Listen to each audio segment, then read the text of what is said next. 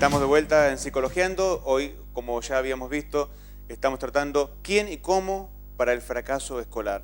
Vamos a dar la bienvenida, como siempre hacemos, a nuestros panelistas, quienes ilustran, quienes acompañan y quienes también aumentan esta posibilidad de sumar información de distintos ángulos para poder entender más un tema. Le damos la bienvenida entonces. ¿Qué tal, Gabriela? ¿Cómo estás? Buenas tardes. ¿Cómo estás? Andrea Noceda, ¿cómo estás, Andrea? ¿Qué tal? Buenas tardes, ¿cómo están? Y Daniel Kasparian. Hola, gracias por invitarme. ¿Qué tal? Muchas gracias por estar acá. Y bueno, el tema que nos compete hoy de por sí tiene muchas aristas, ¿no? Y tiene muchas formas de poder enfocarlo. Me gustaría a ustedes qué impresión tienen a esta primera pregunta de quién y cómo para un fracaso escolar. Le paso la palabra. Adelante, Gabriela. Bueno, Gabriel, yo también sumaría a esa pregunta, ¿qué relación tienen las emociones, ¿no?, en cuanto a este fracaso escolar? O sea, ¿cómo podemos pensarlo desde ahí? Me parece que no tanto pensar quién tiene la culpa, sino hay un sistema, ¿no?, que produce ciertas cosas, que está en continuo cambio. ¿Qué hacemos con eso que está? ¿Cómo trabajamos sobre eso? ¿Y cómo entran las emociones a jugar en todas estas cuestiones? Muy bien.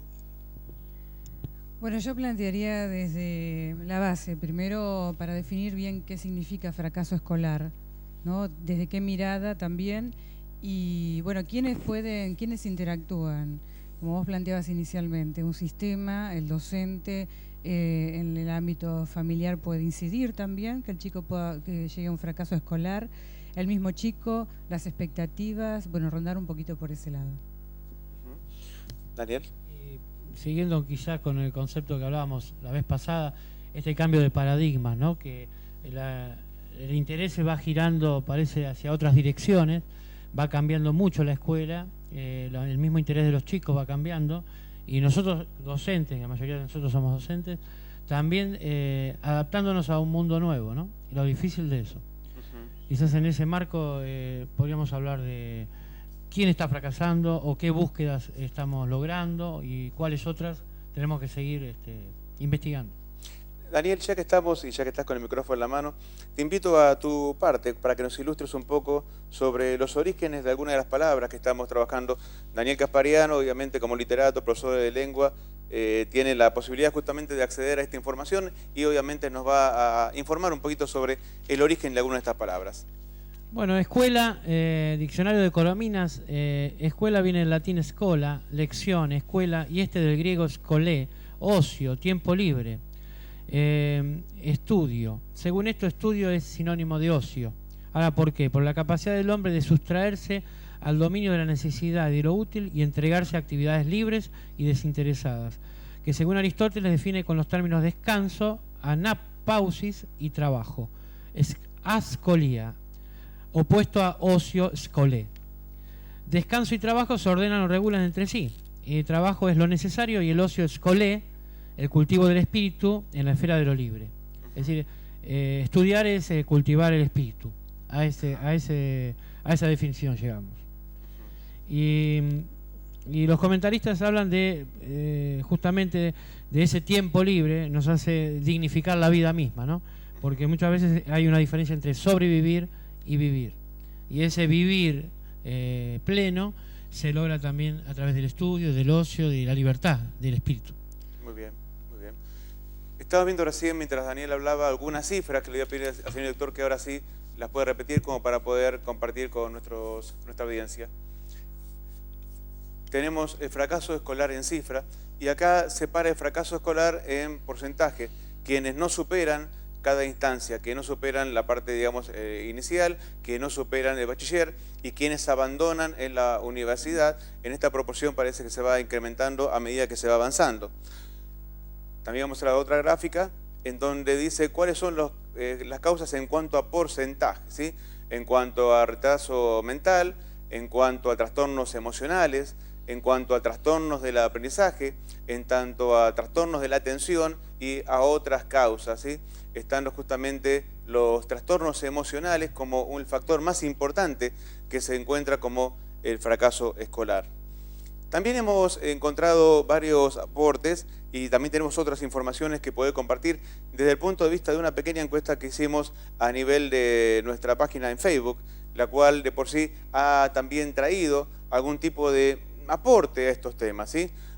A la pregunta de, cuando hablamos de fracaso escolar, ¿de quién estamos hablando?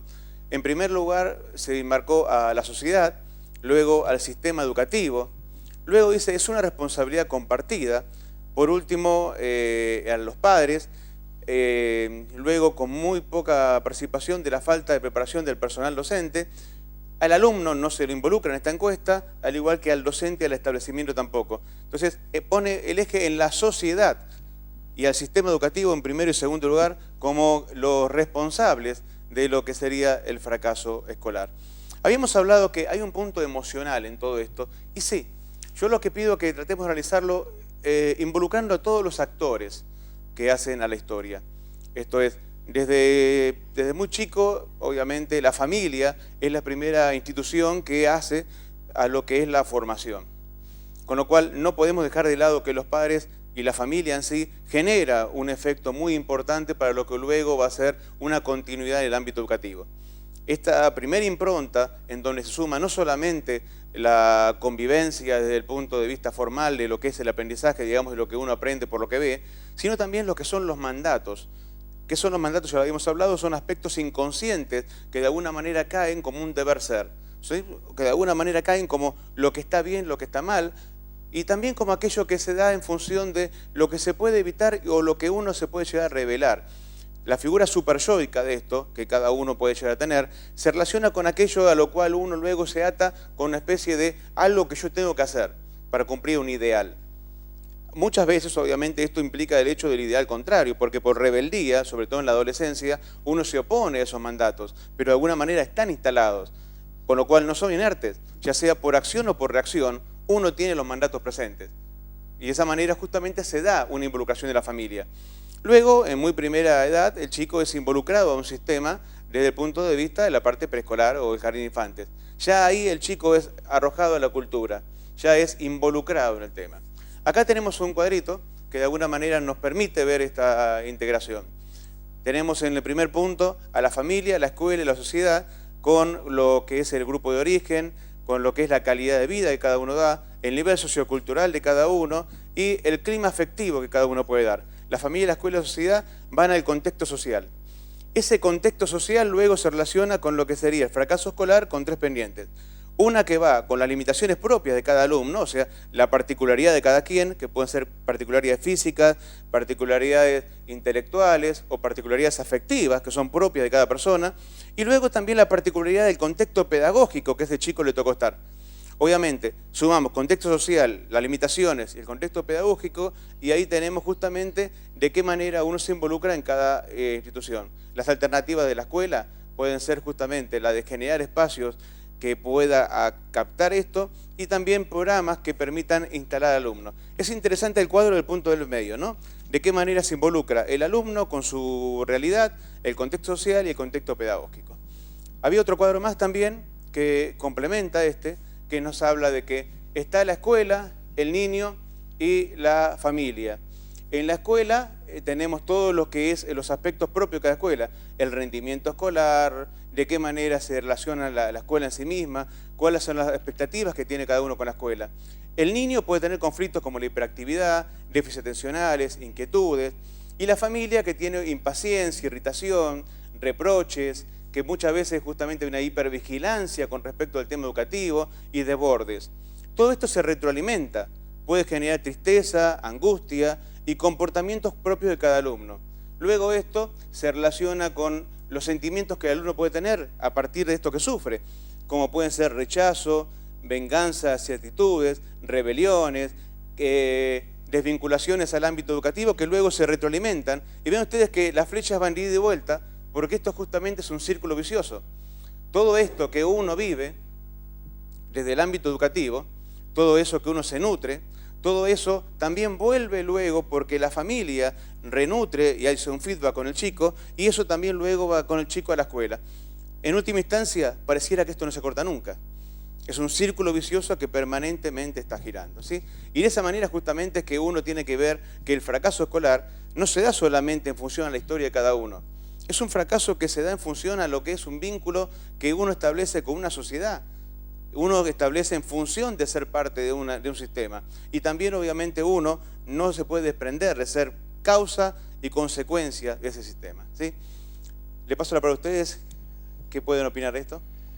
Bueno, mira, yo más que opinar quisiera ver si es posible que podamos conversar con la licenciada Morel, que es especialista en educación, psicopedagoga, que está aquí presente. Bueno, no digo palabra autorizada como para hablar más que ella, aquí yo no soy.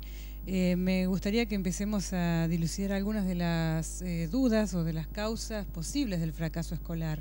A ver si podemos ya comenzar a charlar con ella. Yo me quedo con eso y le pasaría directamente la palabra a Elsa. Muy bien, luego cuando intervengan los profesionales vamos a aumentar la información. ¿Daniel?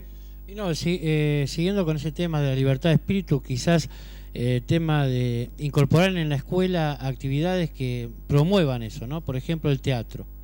A los chicos muchas veces no tienen tiempo para hacer teatro o tener talleres de creatividad. Entonces, la idea es quizás que también la escuela vaya adaptándose a esos nuevos requerimientos. Y yo participo de un plan, un proyecto de teatro justamente en la escuela Belgrano, Manuel Belgrano, y vemos ese deseo de participar de los chicos. Entonces, yo creo que desde esa afición o desde ese gusto de los chicos por la creatividad, podemos acercarnos, por ejemplo, a la literatura, que a veces lengua y literatura puede ser pesado, difícil, pero desde otras miradas puede ser atractivo y puede de pronto el alumno llegar a la alfabetización y al gusto por leer, ¿no? Sí. ¿Gabriela? Tomando esto que decía Daniel, me parece que a lo mejor en cuanto a la educación tenemos que revisar no tanto solo las cuestiones didácticas, que creo que estratégicamente siempre se están pensando nuevas estrategias didácticas, sino también revisar un poco cuáles son los modelos, los supuestos de cada uno como docente, ¿no? Cuando está en la escuela, y hacer una autocrítica con todo eso que cada uno trae, revisarlo para poder sumar, ¿no? Una propia autocrítica. ¿Cómo sumamos a este sistema que está en un permanente cambio continuamente? Bien. Está claro que si seguimos haciendo lo que hasta ahora hicimos, el resultado va a ser el mismo que hasta ahora tuvimos. O sea, algo distinto habría que empezar a buscar, ¿no? Y bueno, si podemos sumar un granito de arena para que eso sea posible, trataremos justamente de colaborar. Luego de una muy breve pausa, trataremos justamente de sumar información. Ya vamos a presentar a nuestros invitados y vamos a sumar también esta idea de qué significa el qué, cuándo y cómo para un fracaso escolar. Luego una muy breve pausa, así que no se vayan, que ya estamos de vuelta psicologiando. No se vayan.